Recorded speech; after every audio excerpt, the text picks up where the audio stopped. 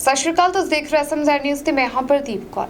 ਅਹਿਮਦਾਬਾਦ ਦੇ ਵਿੱਚ plain crash ਜੋ ਹਾਦਸਾ ਹੋਇਆ ਸੀ, ਉਸ ਤੋਂ ਬਾਅਦ 에ਅਰ ਇੰਡੀਆ ਦੀਆਂ ਲਗਾਤਾਰ ਅਣਗਹਿਲੀਆਂ ਦੇਖਣ ਨੂੰ ਮਿਲ ਰਹੀਆਂ ਨੇ। ਕਿਤੇ ਐਮਰਜੈਂਸੀ ਲੈਂਡਿੰਗ ਕਰਾਈ ਜਾਂਦੀ ਹੈ ਤੇ ਕਿਤੇ ਕੋਈ ਹਾਦਸਾ ਵਾਪਰ ਜਾਂਦਾ ਹੈ। ਦਰਅਸਲ ਹੁਣ ਇੱਕ ਵਾਰ ਫਿਰ ਤੋਂ 에ਅਰ ਇੰਡੀਆ ਜਿਹੜੀ ਸੁਰਖੀਆਂ ਦੇ ਵਿੱਚ ਆ ਚੁੱਕੀ ਹੈ। ਜੀ ਹਾਂ, ਯਾਤਰੀਆਂ ਦਾ लगेज गायब हो चुका है, यानी कि यात्रियों का समान है जिहड़ा जहाज़ दे विचों नहीं मिल रहा। तो पूरा मामला तुहानूं दस दिंदे आ।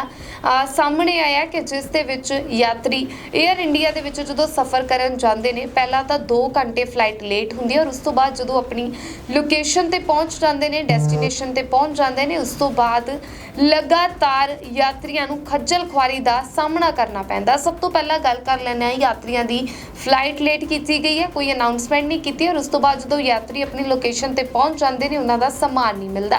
तो यात्रियों का कहना है कि ना तो कोई अनाउंसमेंट की गई है, तो ना ही किसी किस्म की कोई सुचेतना बारे दसिया गया। तो बिल्कुल दस दिंदे आ कि उन्होंने कहा कि जदों ले जाने के लिए चंडीगढ़ तो उन्होंने एयर इंडिया की फ्लाइट ली, तो उस समय तकरीबन 1.5-2 घंटा उन्होंने इंतजार है जिहड़ा करना पिया, जिस तो बाद 2 घंटे बाद जो फ्लाइट टुटती है अपनी लोकेशन ते पहुँचते रहे, तो उस तो बाद यात्रियों को उन्हों का समान ही नहीं मिलता। तो बिल्कुल यात्रियों के वलों इल्जाम लगाए गए हैं एयर इंडिया ते कि फ्लाइट के विच कुछ अजिहे मरीज़ भी मौजूद ने जिन्हां दीयां दवाइयां उन्हां दे लगेज दे विच सी, उन्हां दे समान दे विच सी। तो यात्रियों ने जो हंगामा किया, आओ एक बार तुहानूं मौके दीयां तस्वीरां दिखा दिंदे हां। जिसको हमने एयर इंडिया की चंडीगढ़ से ले आने वाली फ्लाइट AI458 बोर्ड की थी, जिसका की टाइमिंग था डिपार्चर 10:20 का।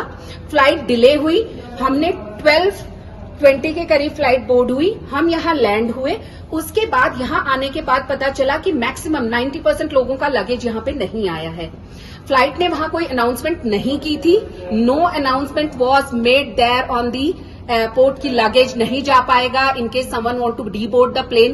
We should have been given an option, हमें दिया बताया जाना चाहिए था कि आप लोगों का लगेज नहीं जा रहा है, आप जाना चाहते हैं तो जाइए, नहीं जाना चाहते हैं तो डी बोर्ड कर लीजिए। अभी मेरे जैसे लोग जो यहाँ पे एक ऑफिशियल कमिटमेंट अटेंड करने के लिए आए हुए हैं, वो यहाँ फंस के रह गए हैं। ऐसे बहुत सारे लोग हैं जो कि यहाँ पे छोटे छोटे बच्चों के साथ ट्रैवल कर रहे हैं और अपनी मेडिसिन, लाइक मैं बीपी की मेडिसिन खा रही हूँ, सर बीपी की मेडिसिन खा रहे हैं, तो यहाँ का एयरपोर्ट स्टाफ भी ऐसे बिहेव कर रहा है जैसे वो हम पे कोई एहसान कर रहा है। एयर इंडिया के किसी भी रिप्रेजेंटेटिव ने अभी तक किसी को पानी तक नहीं पूछा, रिफ्रेशमेंट्स तक ऑफर नहीं किए गए हैं। जब उनसे बात की जाती है कि ये आप हमें एटलीस्ट हमारा लगेज मिसिंग हुआ है उसका कुछ तो राइटिंग में दीजिए, वो कह रहे हैं हम ऑथराइज नहीं है राइटिंग में देने के लिए। कैसे ऑथराइज नहीं है आप मुझे बताइए। वो कह रहे हैं आप हमें अपना नंबर दे जाइए और बता दीजिए आपका बैगेज किस कलर का था। डू यू थिंक वो एक ठीक है वो चीज? एटलीस्ट हमें राइटिंग पे दीजिए कि ये बोर्डिंग पास पे ये वाला लगेज रजिस्टर्ड है, ये कल आ जाएगा, और वहां पे इस रीजन की वजह से हमने आपका लगेज लोड नहीं किया था, जो भी रीजन था, और ये भी बताएं कि अनाउंसमेंट भी नहीं हुआ था। That is how it should be attended. ये यहाँ पे हमें बोल रहे हैं जो करना है कर लीजिए, हमारा कोई इनका एयरपोर्ट में जो इनके जनरल मैनेजर हैं एयर इंडिया के, पुलिस यहाँ पे आई, कुछ लोगों ने कंप्लेन की, जनरल मैनेजर बोलते हैं मैं कस्टमर से जाके बात नहीं करूंगा, पुलिस आए और ये आए कस्टमर्स और मेरे कैबिन में आके मुझसे बात करें, I will not go and interact with them. Are you running airlines? Come on, you have to tell us. Air India, Air India, Air India, you have to tell us. You are running an airlines. We are paid for the services. Nothing is free here. Very bad. Okay. Very bad. ਅਸੀਂ air India ਦੀ flight 'ਚ ਆਏ ਸੀ। ਸਾਡਾ 90% ਜਿਹੜੇ ਨਾਲ ਸਵਾਰੀਆਂ ਸੀ ਸਾਰਿਆਂ ਦਾ ਸਮਾਨ miss ਹੈ, ਲੇਕਿਨ ਅਸੀਂ ਇਹਨਾਂ ਨੂੰ ਇੱਕੋ ਗੱਲ ਕਹੀ ਕਿ ਜਿਹੜਾ ਸਾਡਾ ਸਮਾਨ ਮਿਸ ਹੈ ਚਲੋ ਹੋ ਗਿਆ, ਉਹਨੂੰ ਸਾਨੂੰ ਰਿਟਰਨ 'ਚ ਦੇ ਦਿਓ ਆਪਣੇ ਲੈਟਰ ਪੈਡ ਤੇ। ਉਹਦੇ ਸਮਾਨ ਦੇ ਵਿੱਚ ਕਿਸੇ ਦੀ ਮੈਡੀਸਨ ਹੈ, कोई जरूरी समान है, गोल्ड है, कैश है, ਉਹਦਾ ਕੌਣ ਜ਼ਿੰਮੇਵਾਰ ਹੈ?